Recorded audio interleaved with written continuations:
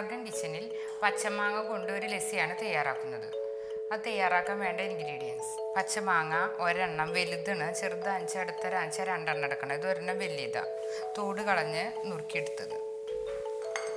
പിന്നെ പഞ്ചസാര ആവശ്യത്തിന്, തൈര് 1 കപ്പ്, മല്ലിയില, ഉപ്പ് ആവശ്യത്തിന്, ഐസ് ക്യൂബ്സ്.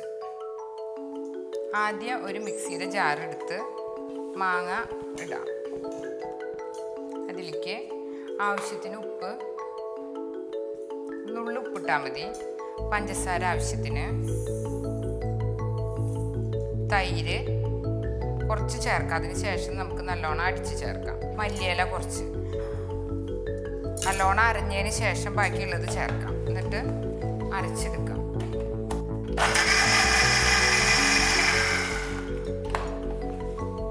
ബാക്കിയുള്ള തൈരും കൂടി ചേർത്ത്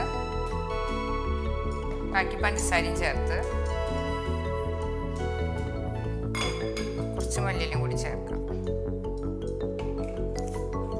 അരച്ചെടുക്കാം.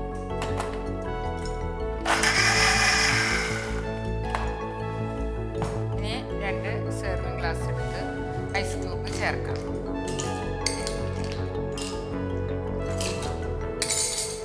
അതിലേക്ക് അരച്ച് വെച്ചത് ചേർക്കാം.